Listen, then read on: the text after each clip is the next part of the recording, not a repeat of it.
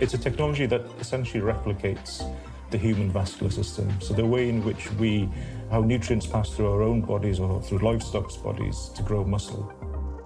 So what is this technology? It's a one-of-a-kind bioreactor built to grow real animal cells, just without the animal. We're talking about cultivated or lab-grown meat, and it's part of the fast-moving, game-changing alternative proteins field. I came into this industry in 2015. I genuinely did not think that within 5 years of that point there would be a product in the market. In this episode, you'll meet a dreamer from a traditional farming family who's reshaping the future of food. We'll break down how their unique bioreactor works and explore traditional agriculture's complex relationship with this emerging field. And for an earlier conversation about the future of cultivated meat, check out Season 1, Episode 1. I'm Micah Schweizer, and this is Balancing the Future from METTLER Toledo. On this show, we delve into the world of science and technology and explore its transformative impact on our lives.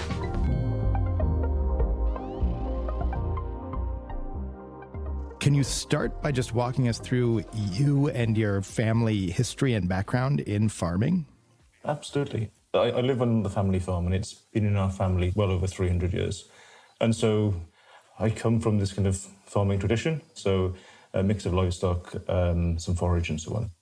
That's the voice of Illtud Dunsford, CEO and co-founder of Cellular Agriculture Limited. Our land isn't the highest grade of land, so modern varieties of arable product wouldn't be the kind of things. I took it over in 2010. I've always felt an affinity with the soil, especially with having a long family tradition, the sense of being a steward and being your role as within a certain period of time of looking after the piece of land that exists. So you don't really see it as ownership, as more into taking care of it for the next generation. And what type of farming did your family, or does your family continue to do? So when I took over the farm, my uncle had just sold his dairy herd, and we hadn't had a huge amount of investment before that time. So I was focused more on the livestock for meat. I diversified the farm at that time and set up a meat processing business. And so focused very much on adding value to our own livestock. And that was arranged with predominantly pigs in terms of the production of food products then. And actually had, again, relying on tradition and some heritage, diversified into a meat business that was based on the historic pre-refrigeration methods of how you cure meat. The roots sort of sit quite sort of deeply in how we used to sustain ourselves before modern technologies. And that then grew as a business into something that was much more to do with knowledge economy and supporting product development and much bigger clients than just supporting our own family farm. And you've really made bridge the gap here between traditional methods and modern technology. But take us back to what your initial reaction was to the idea of cultivated meat as somebody who was raising livestock. I first really became aware of cultivated meat in about 2013 when there was the first public demonstration of a hamburger that was cooked in London at that time. And I didn't really know what to think of it at that time, but it created enough of a buzz for me to want to learn more.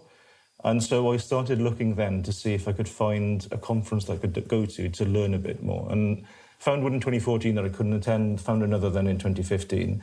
And that really was my deep dive. And I actually went with a farming friend from Australia. And we were sat in the back of this conference thinking, what are we doing here? I mean, we've got a room full of scientists and Silicon Valley VCs, and us as two farmers don't really sort of fit into this picture. You know, the whole purpose was to learn more, but there was probably a sense of abhorrence to begin with because it sat so far away from the kind of traditional vision of agriculture. The kind of old MacDonald's farm storybook version of it is really quite different to, I mean, that's quite different to the industrial food system anyway, but nonetheless, you know, this idea of being able to grow something in a lab felt like a huge leap for me to consider. So it took some time for me to wrestle with the idea. And so what was the actual turning point that did convince you that the technology wasn't a threat to agriculture, but actually an evolution that's very necessary? So at the time of that particular conference, I was doing a lot of work in adding value to byproducts or co-products from the livestock industry. So looking at how you could further process blood, fat, skin, bone into food rather than into waste or into other uses. And during that conference, there was and it's an often used quote nowadays for the cultivated meat industry, but in the 1930s, Churchill had written an article about what he imagined the future would be in 50 years' time. And one of the paragraphs in that sort of thought piece was to do with his imagined future for food. And he'd imagined growing a chicken breast, but without the whole animal. And there was me looking at carcass balance and carcass utilization and all of these things that were, if we were to utilize an animal for food, then we need to use every single part of it. Here was a technology that actually, we could actually just consume the part that we as consumers wanted to consume. And what's driving this shift to cultivated meat? We were looking at the challenge of how do you feed a growing world population. And the focus in that previous business was looking at how did you add value to the bits that people didn't want. And this is essentially another tool in that toolbox to feed that population, and it's to do with food security.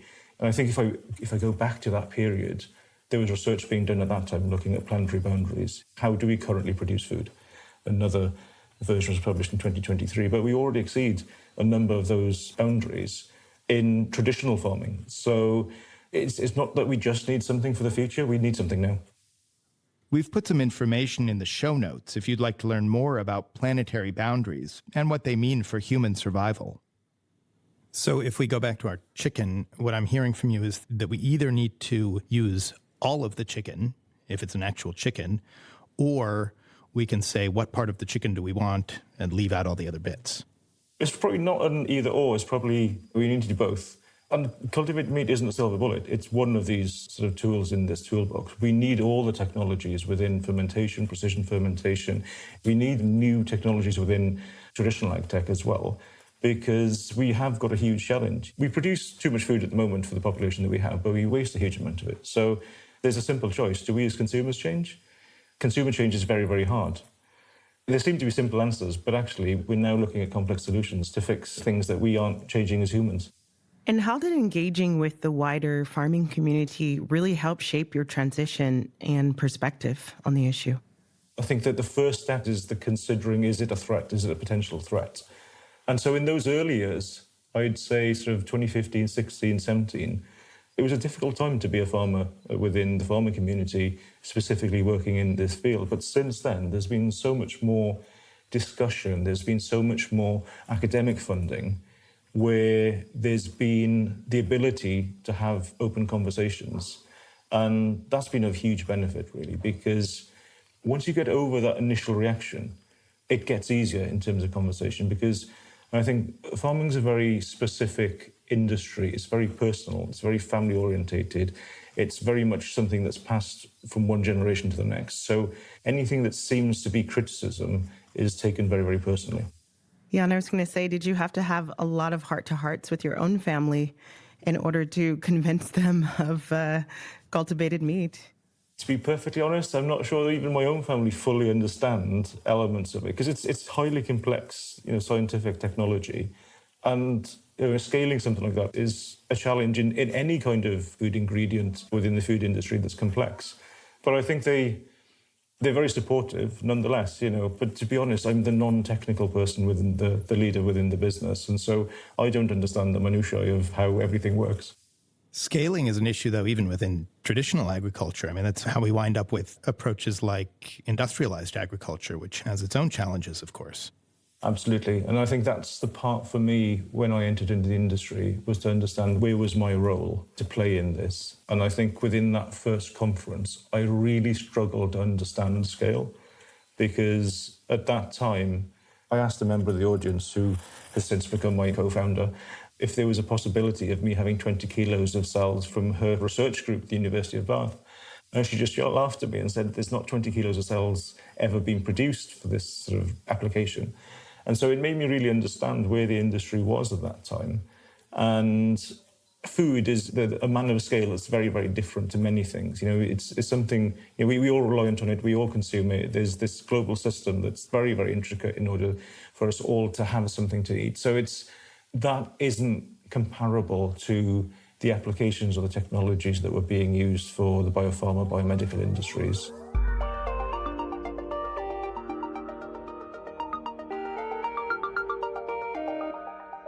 Now, we'd love to learn more about your specific technology and what you're doing differently with your bioreactors. I understand there's a membrane technology that you've implemented. Can you talk about that a bit? It's a technology that essentially replicates the human vascular system. So the way in which nutrients pass through our own bodies or through livestock's bodies to grow muscle. So each of those membranes is like a blood vessel.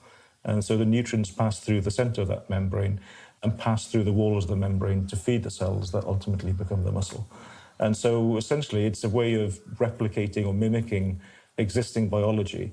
And it's quite different to the technology that currently exists in the biomedical industry, because that technology has never been designed or scaled for the production of food, in this case, or muscle cells or meat cells, or actually any other kind of cell culture that relates to food, whether that's dairy or even plant cell cultures for cocoa or coffee. You know, we've talked a lot about cultivated meat, but we haven't really dug into cultivated plants yet. It really is a fascinating topic and could have its own dedicated episode that outlines the environmental and societal reasons for growing these cells in a bioreactor. With plant cell cultivation, you're not growing the whole tree or shrub, you're just growing the specific cells you need, like coffee or cocoa cells, inside a bioreactor. It takes way less land and water, and the process can be more stable and sustainable. And compared to cultivated meat, plant cells are fairly low maintenance to grow. They don't need complex scaffolds or animal growth factors. They naturally grow in clusters, and they're tough. That means the systems to grow them can be simpler, cheaper, more scalable. If cultivated plants is something you'd like to hear more about, leave us a comment, and we might just include it as a future episode. The fact that Illtud's bioreactors can grow both meat and plant cells is pretty remarkable. So how does this technology actually work? Because it's a technology that's designed for the application of food, it's got some significant efficiencies. And I guess what I always tend to say is you can produce more cells in a smaller space than any other system. So generally the footprint is at least 50% smaller. That then has a huge effect on the capital costs in terms of the materials needed to build that system and essentially the factories of the future, but also the reduced labour units that are needed for the system to run it, which then has an effect on the operational cost. We've always, because we are designing a new system, we keep that circular economy in mind as well when we come to the design of this technology, so that we know that even some of the components like the membranes themselves will likely in the future be recyclable to be made into new membranes. So there's a circularity in the system for the future. And how long does it take to grow the cells or the membranes? That's down to biology. So how much time does a cell take to replicate? So as a system, it's a cell-agnostic system. So it's purely dependent on future customers' choice of cells and feedstocks as to how long that could be. But we've worked with varying cells that have got different doubling times. So it can take a matter of days or it could take a matter of weeks depending on the efficiencies of those cells. And do these cells have a similar amount of nutrition and compared to traditional meat? Absolutely. So it's a key point of looking at technologies currently. Not all existing technologies allow cells to be grown through the stages of proliferation, which is when they multiply, and then differentiation, which is the stage in which they mature into the equivalent of what we would consume within traditional meat. And so that's one benefit of the system, is you're able to do both stages. So products on the market at the moment are largely proliferated cells. They haven't had that maturation stage. And from our own data, it has a similarity in that stage to traditional meat, but not an equivalent. Whereas if you go through the full process of going through differentiation, that's when you see a comparative nutritional profile to traditional meat.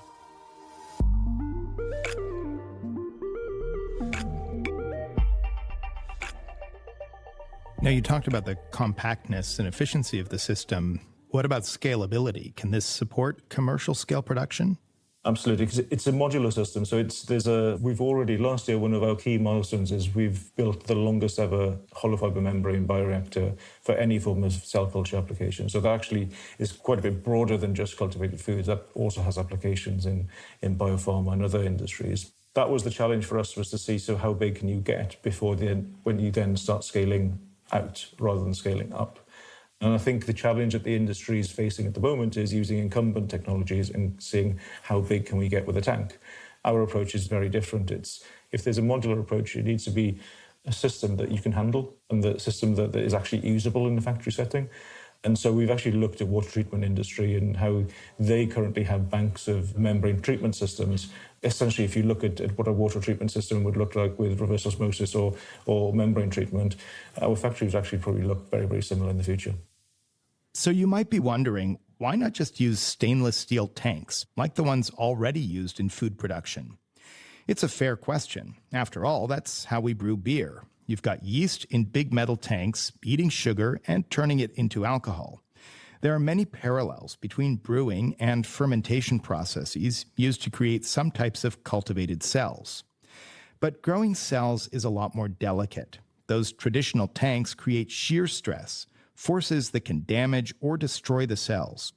Even with genetic engineering making them tougher, they still need extra support, like scaffolds or particles, especially when you're trying to build structured meat. Plus, there are practical issues, yield limits, scale problems, even a global shortage of stainless steel. There's just not enough to support production at an industrial level. So let's get into the finer details of how Illtud's system works, and even more specifically, how it manages waste.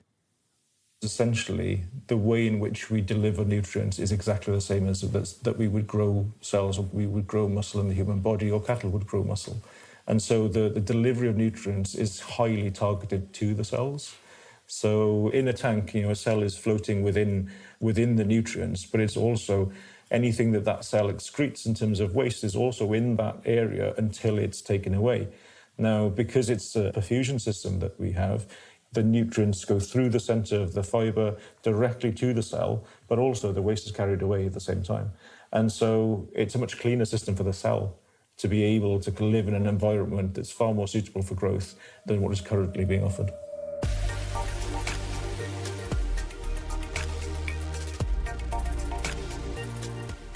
If I look at the conversation that we're having so far, we talked for a while about traditional farming, and now we've been talking about biological processes and factories of the future. You, of course, bring these together in one person, but how do these synthesize in your mind?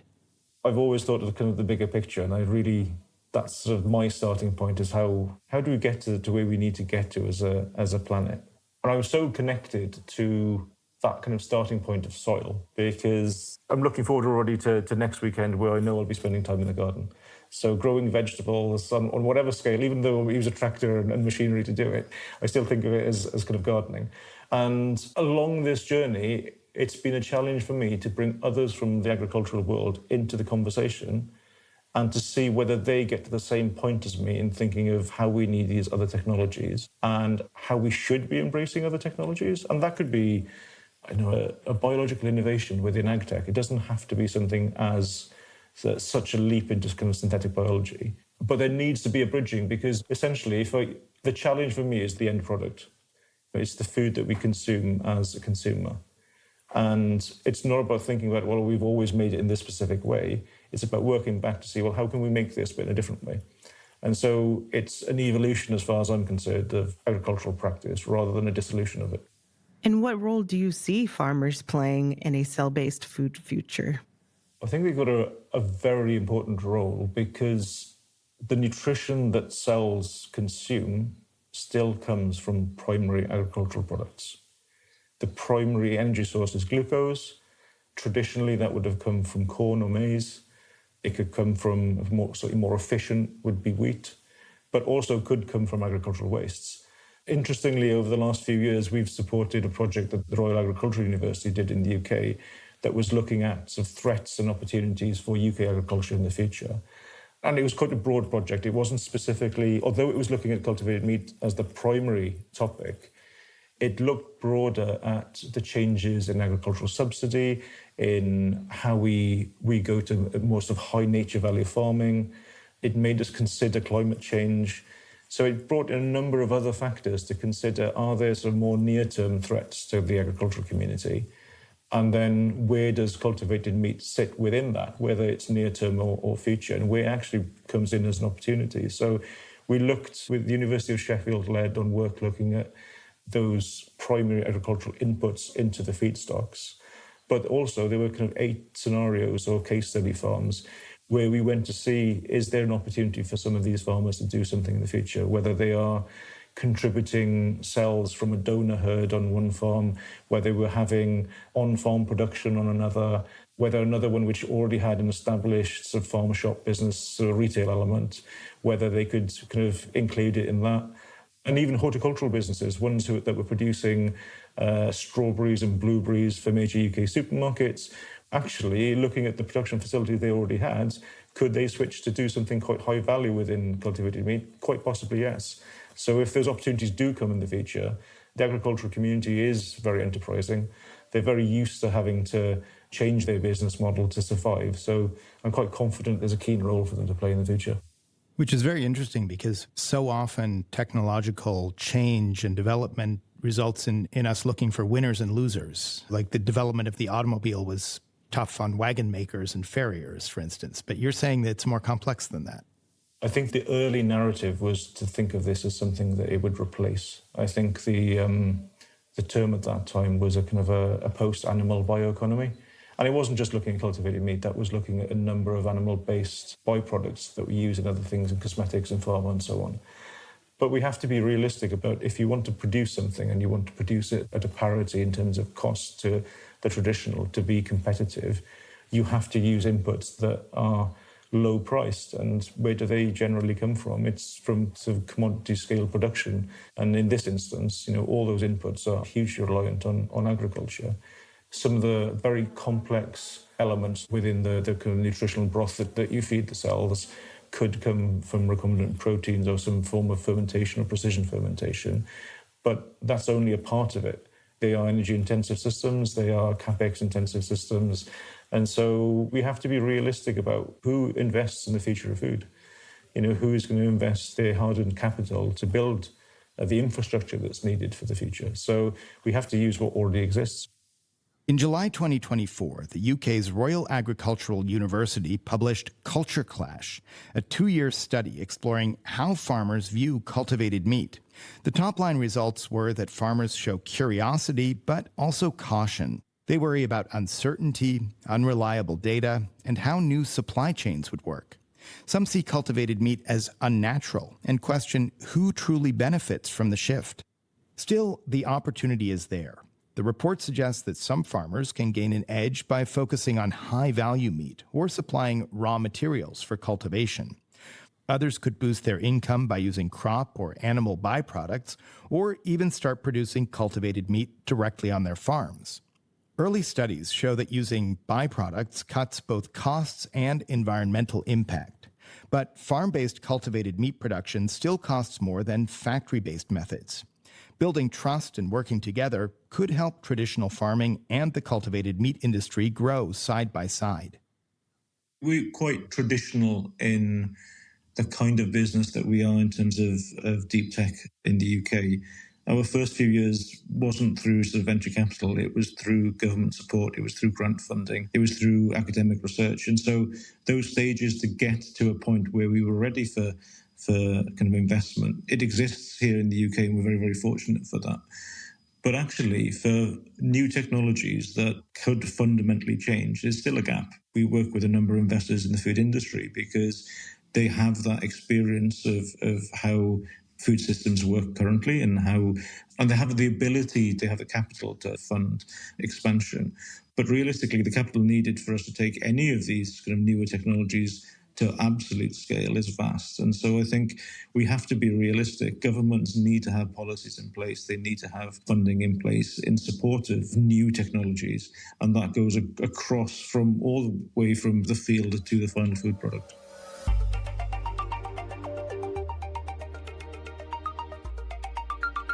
Now, let's talk about the transition that society made when GMO foods were introduced.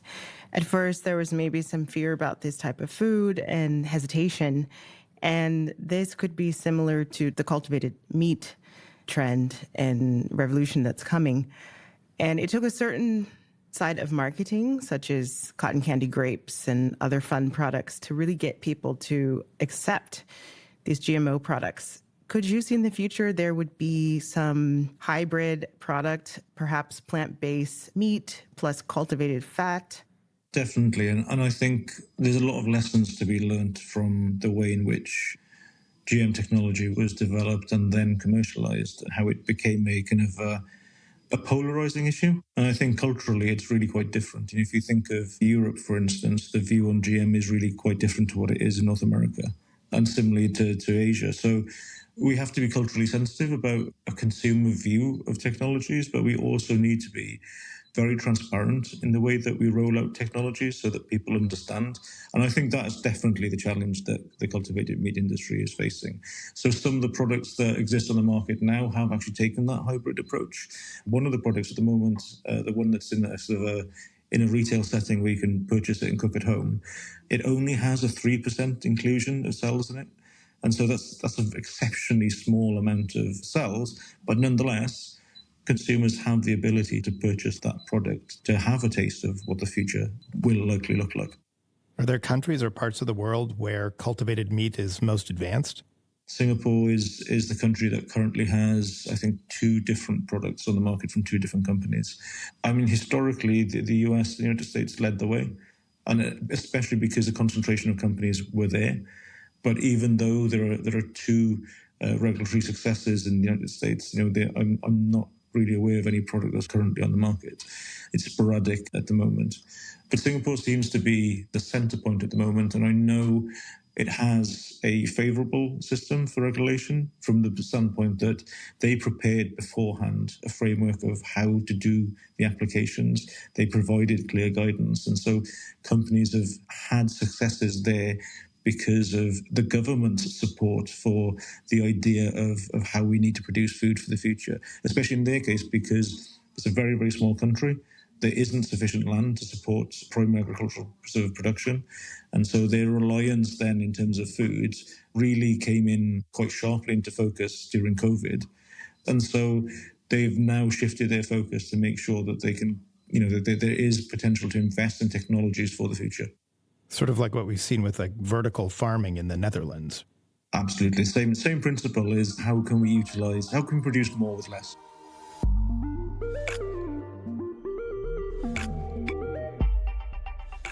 So have you connected with the vegetarian communities or vegan communities and had a discussion about cultivated meat and how it is different? The early investment for cultivated meat actually came from the vegan and vegetarian communities. And they're the ones that saw the promise in the technology for the future. Now, that may have been a promise to reduce the number of animals and replace, and it definitely has that there is the opportunity for that to happen. But I think, obviously, the role in which we've been supporting is more to do with food security. But nonetheless, the vegetarian and vegan community are a really key part of the conversation still. And we were part of an incubator program with ProVeg in Berlin in 2019. They manage one of the largest vegan and vegetarian accreditation labels, food products globally. I think the challenge that I would set in terms of if we think of future consumers, I would like us to consider that anybody who's a current meat eater or what we classify as a non-meat reducer in their diet as well would also be the key customers for this food product in the future, because essentially they're kind of 70% of the market as it stands. So those are the people that we need to adopt this kind of technology in order for us to see that kind of level of lasting impact.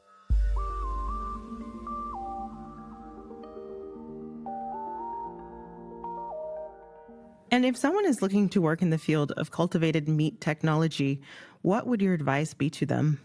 If you're still going through sort of academia, there's now significantly more, or there are courses now that are focused on this field. You can come through more traditional biomedical or engineering tracks to the industry, but there definitely is focus in certain institutions. And there are still sort of center points for research globally. I think historically that would have been Bathia in the UK was one of them, Maastricht in the Netherlands and Tufts in Boston. They were really kind of the leaders in the early days, and there's many more now that have followed on from that. So definitely from an educational perspective, but then there's an active job market there for the companies that exist. They're looking for diverse skill sets. They're looking for diverse minds and diverse viewpoints. So it is an active industry that people can really they can have a significant impact in their role on the future of food. And if you look ahead, what's your rough estimate in terms of timeline when we'll start to see cultivated meat as, a food offering in the supermarket, sort of like any other offering? I'm amazed at how quickly we got to market. I came into this industry in 2015. I genuinely did not think that within 5 years at that point there would be a product on the market. So we have done exceptionally well to accelerate that process. I always err on the side of caution in terms of when I'm promising in terms of technology. But if I think of where we are as a company, within the next 2 years, we will have a technology that is scalable. But if we think of traditionally how technology scales, it does take time.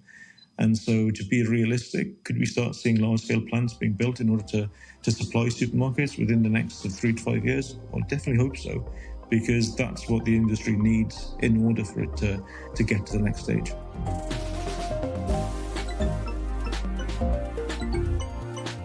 We've been speaking with Illtud Dunsford. He's the CEO and co-founder of Cellular Agriculture Limited. A few things that really stood out to me from this conversation is, first of all, Illtud himself, because he started out, of course, as a skeptical farmer attending a conference on cultivated meat and eventually became a true believer and the founder of a meat cultivation company. And I think his role in bridging traditional agriculture and this cutting-edge technology is critical. And we see this so often around sustainability developments and sustainability questions that we really need an all-of-the-above approach, that we're not going to shift from today to tomorrow from a traditional method to a new technology, that we really need all of the above and an expanding sense of what is possible to create a more sustainable future for ourselves. Of course, we've talked a lot about cultivated meat today and in Season 1, Episode 1, but it's really interesting to think about plant cultivation in a bioreactor context, especially as certain crops are facing environmental uncertainty.